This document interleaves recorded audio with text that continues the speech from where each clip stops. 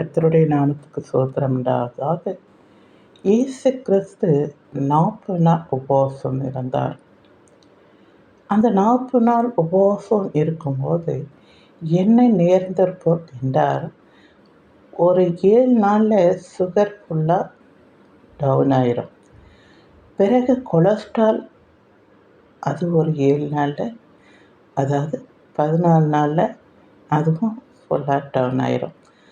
அதுக்கு பிறகு பார்த்தா இருக்கிற கொஞ்சம் இது பலன்லாம் அதுக்கு 7 நாளில் ஃபுல்லாக டவுன் ஆயிருமா.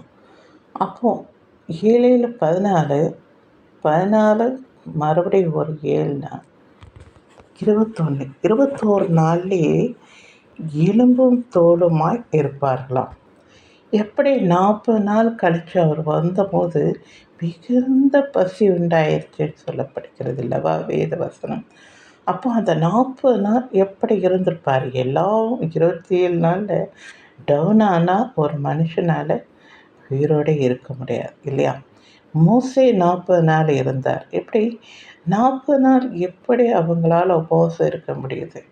நான் சின்ன வயசில் உபவாசம் இருந்திருக்கேன், ஒரு வாலிப வயசில். அப்போது நான் என்ன செய்வேன், வெறும் காஃபி மட்டும் குடிப்பேன்.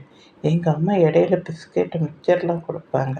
வெறுமனே இருக்காத, உனக்கு அல்சர் வந்துடும், முடியாமல் போயிடும் அப்படின்னு சொல்லிட்டு அப்படிலாம் செய்வாங்க. அதில் சுகர் கலந்துருக்கோம், காஃபி குடிப்போம், மிக்சர் பிஸ்கெட்லாம் நான் சாப்பிடுவேன். ஆனால் 40 நாள் இருந்திருக்கேன். ஸோ ஆனால் நல்லா ஒல்லி ஆகிட்டேன். ஆனால் இங்கே பாருங்களேன், இவர் ஒன்றுமே எடுக்கலை, பச்சை தண்ணி கூட குடிக்கல. மோசேயும் இயேசு கிறிஸ்துவும் எப்படி அவர்களால் இருந்தார் என்று நான் யோசிக்கும் போது, அப்புறம் தான் ஆண்டவர் சொல்கிறாரு, ஒருவன் அப்பத்தினால மாத்திரமல்ல தேவனுடைய வாயிலிருந்து புறப்படுகிற வார்த்தையினால் பிடிப்பார். அவங்க தேவனோடு பேசிக்கொண்டு இருந்தார்கள். இயேசு கிறிஸ்து பிதாவோடு பேசிக்கொண்டிருந்தார், மோசேயும் பிதாவோடு பேசிக்கொண்டிருந்ததை நாம் பார்க்கிறோம். அவருடைய வார்த்தையை நாம் கேட்டுக்கொண்டே இருந்தால் போதும் இல்லையா? நான் சில நேரத்தில் உபவாச மீட்டிங், ஒரு நாள் உபவாச மீட்டிங் போயிருக்கேன். அப்போ போகும்போது ரொம்ப ஜாலியாக பாட்டு, மெசேஜு, அவங்க கொடுக்குற அந்த செய்தியெல்லாம் ரொம்ப அருமையாக இருக்கும். உற்சாகப்படுத்துகிற வார்த்தைகள், நம்ம கிறிஸ்துவுக்குள் இன்னும் வழி நடத்த கொடுக்கிற வார்த்தைகள்லாம் நண்பர் சுவிசேஷில் நான் கேட்டிருக்கிறேன்.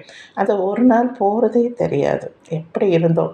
ஆனால் வீட்டில் பாருங்களேன், நம்ம சமைச்சிட்டே இருக்கும்போது அந்த வாசனை நம்மளை பசியை தூண்டும். நம்ம வேலை செய்துகிட்டே இருக்கும்போது அந்த பசி எடுக்கும். எப்படா சாப்பிடுவோம், எப்போ அந்த டைம் வர முடியும் உபவாசத்தினால அப்படின்னு ரொம்ப துடிப்போம் இல்லையா? ஆனால் இங்கே ஆண்டவரோடு இருக்கும்போது ஒன்றுமே இல்லை. 40 நாள் இருந்தாங்கன்னா அதான் சொல்கிறார்ல, அந்த இடத்துல பலன் கொண்டு போயிருக்கோம் 21 நாளில். ஆனால் இயேசு கிறிஸ்து சொல்கிறார், நம்ம கூட அப்படி உபவாசம் இருந்தால் எப்படி ஆயிருமோ அப்படிலாம் நினைக்கிறோம். ஆனால் உன்னுடைய பலவீனத்தில் என்னுடைய பலன் பூர்ணமாக இருக்கும். நம்ம நோய்வாய்ப்பட்டிருந்தாலோ, நமக்கு இப்படிப்பட்ட காரியங்களை ஆண்டவரோடு இருக்கும்போது அவர் நம்மளை பலப்படுத்துகிற தேவனாக இருக்கிறார். எனக்கு அன்பானவர்களே, உபவாசம் என்பது தேவனுக்கும் உமக்கும் தெரிகிற அப்படிப்பட்ட உபவாசமாக இருங்கள். ஆண்டவர் அவருடைய வார்த்தையினால் உங்களை பலப்படுத்துவார்.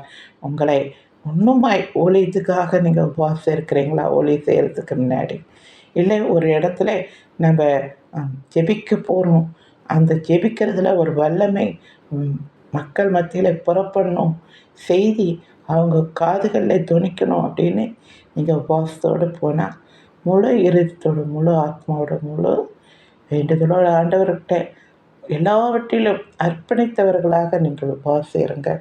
ஆண்டவர் நிச்சயமாக உங்களை பலப்படுத்துவார். சரிங்களா? பிடிச்சிருந்தால் லைக் பண்ணுங்கள், மற்றவங்களுக்கு ஷேர் பண்ணுங்கள். தேங்க்யூ.